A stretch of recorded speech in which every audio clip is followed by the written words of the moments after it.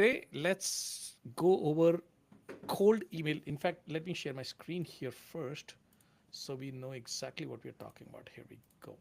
All right. So, as we were going through the GTM motion and as we were going through developing this program, a couple of things came up. One, yes, cold email outreach is important, but it has two elements: cold emails from scratch. So you acquire leads from LinkedIn, from Apollo, from any other sources, or you have a set of leads that are already in your database. You have acquired them over the last few years, and you're now looking at using those leads to re engage those prospects. So today I'm going to briefly touch upon the re engagement of your cold leads and not the cold email at the moment. We will talk about force fresh leads also, and I'll try and get that also into this conversation. But for now, I want to talk about this specific part of the business. Typically, uh, take a look at this example. Hey everyone, I got a couple of clients with a list that has been collecting profiles for a few years, but only started email marketing in the last 6 months. How do you guys clean these lists of profiles who we don't email but joined up to a couple of years ago? Now, this is a red flag. And when I say red flag, I mean generally what happens is the older a lead, the less valuable it becomes because you have not contacted them, you have no ongoing conversational relationship with them. So Googles, Yahoos, and Hotmails of the world start to think if you start emailing them out of the blue, for they have forgotten about it. They are not twiddling their thumbs waiting for you to email them. So establishing that context and then identifying their needs may have changed. So all of those things kind of make it important to run through this cycle before you start emailing these users again. And in fact, when we speak with clients and they ask this question, so why do we need to do this exercise? These are precisely the reason why. While an email address is an email address, a lot of people don't understand why an email address might go bad, because the user's needs may have changed, their job may have changed, they may forget about your business at all. They may have changed the role, or they may have completely sort of moved in a different direction. They may have started to receive a lot of fake emails, so they decided to change their email. Could be any number of reasons. Now, if you start re engaging these prospects, here is a few things that you need to keep in mind. First of all, let's find out what we are trying to do and how we do this. So, our desired state currently, we are wanting to engage cold audience so that we can introduce and then build our brand and then generate new revenue from these brands, from these relationships. That's the objective here. Now, first of all, let's talk about what are the four pillars of success in order to get, if you have a list of 10,000 emails, how to organize them. You need to look at one, the bad emails. Now, email bounce because of a number of reasons. Their mailbox is full, they have been removed. There is a block on certain type of email services because there are times when your email domain might be recognized as a bad sender. So you want to be careful about that. If you're using a service that has been bad as far as sending spam is concerned. So let's say MailChimp. Now, MailChimp is a reputable source, but there are shady email services which allow you to load up your email addresses or email list from scratch and start emailing. Now, that is a bad sign. That is a bad omen. So that's one. Emails have gone bad or bad response. Now, these are the mailboxes that do not receive the email, but either manually or automatically report and flag your domain for blacklisting. For here's how this happens. Back in 1998, I had signed up for a USA.net email account. Now, they don't exist anymore, but you could still email that address. I haven't logged into it for about 20 years now. So that email is what you call a honeypot email address. USA.net uses that specific email to track who is spamming. So if that address received an email saying, hey, thank you for signing up, they know for a fact that it has been a purchased email address and it has not been something that they kind of signed up for. So that's what a bad response would be. So that will be automatically flagged as a spam email. Do that a couple of times and you get blacklisted with the domain. So that's on the domain side. The other part is if you've sent up good copy, if you're sending email that is where the users are receptive to the message, then they do it based on the copy, and therefore the copy has to speak their language and resonate with their needs. And last but not the least, the more these are automated, the more success you would have. And that, in fact, is where I get to plug in our service. So we automate this with AI. So we identify the leads, We figure out whether they are a right potential for you to re-engage, and then we figure out how to re-engage them, what kind of messaging, what would they be interested in based on your products, your services, and we find a match. We create a bridge between their needs and their content and your product, and establish that relationship once again to bring them back into your pipeline. So typically, here is the process for getting sales from a bad or an old email list. First thing you want to do is eliminate hard bounces.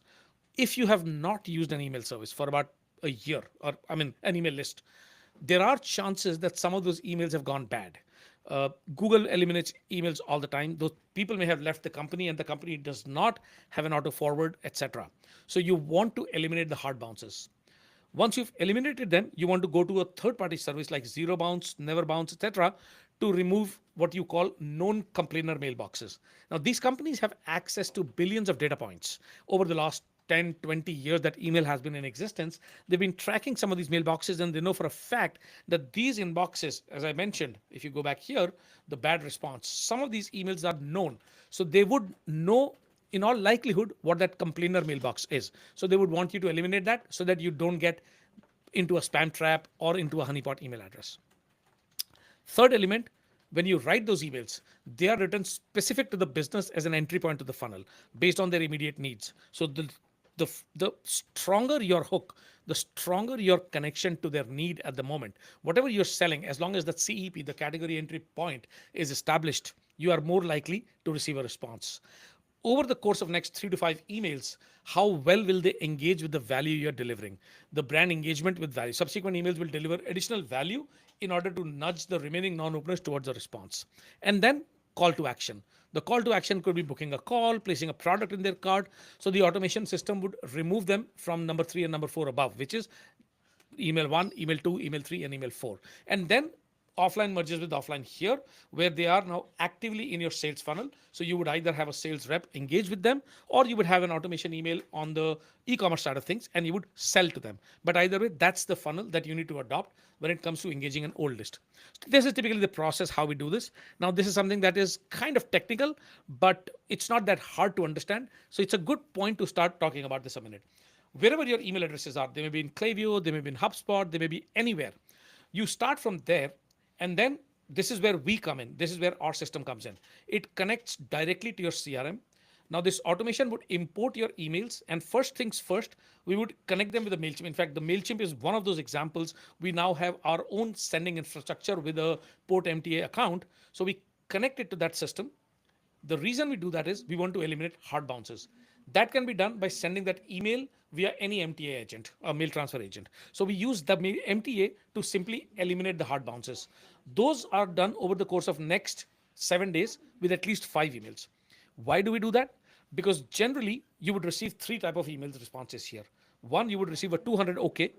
2, you would receive a hard bounce, which means that the email box can never be reached. But the third and a more important one is a soft bounce. Now, a soft bounce is something that their mailbox may be full temporarily, or they may have moved completely. But if you get 2 or 3 soft bounces in a row, then you need to eliminate that inbox. So that's why 5 emails over 7 days. There is no valuable content in these emails. These are generally sent only for the sake of getting the hardcore bad emails out. Once that's done, we bring them into something we call a re-engagement flow. Now, this typically is the re-engagement flow, by the way, the reminder, value. This is the MailChimp flow, the 5 emails. Now, there will be unengaged users. So we will move them here. And let's assume people that engage, the openers or the clickers. You bring them here, and this comes into an automation to move them back into the main email list. Now, these are the people that have clicked or that have opened the email. So they're high value people, which means that you bring them into a unique welcome flow. Now, this will be continuing the content from here so that there is a continuity of the storyline, and they can become an active subscriber back into your email list. Now, this will obviously be also with the final call to action. So if they've actually performed a call to action or they've engaged, your sales team can follow up from here. Unengaged users, on the other hand, we connect with a third-party service. We validate the emails. The bad emails are dumped. Clean list. We build them into a weekly newsletter. Now, this newsletter does not go from your actual ESP. Why? Because these users were still unengaged in your first attempt. So you don't know whether they're still engaging or not. They're just marked as good from your third-party verifying service. So you can deliver to them, but there's no guarantee that they will engage with you. You do not want to hurt your main email reputation with these emails. So you continue to use a third party system like ours for sending emails, engaging with them on a weekly or a monthly newsletter, which can be done automatically by pulling blogs from your site. And then openers and clickers are moved back with an automation into your core service. So that's essentially how this process works for engaging the content. You can then engage them with a newsletter, for the fixed frequency email, predict. This is, by the way, how we recommend sending the content so that it's predictable, it links to their content, and it keeps them engaged. So if at any point they want to come back, this is the newsletter I'm talking about, weekly newsletter, then you are able to engage them back into your system. So that's how typically you would engage a set of unengaged leads from your database. So that's what we have covered today. I think we could probably also look at, do we want to look at cold email? We'll look at this tomorrow. Let's this be a short session, but this session should be an interesting one. So if you have questions, please let us know. If you think this is value, then do consider sharing it with someone who can probably use it in their business. And if you do like it, then consider subscribing wherever you are listening this at YouTube, Spotify, Apple, anywhere. And give us a thumbs up, leave us a comment, tell us how we did, and if you would like to hear some more. Thank you.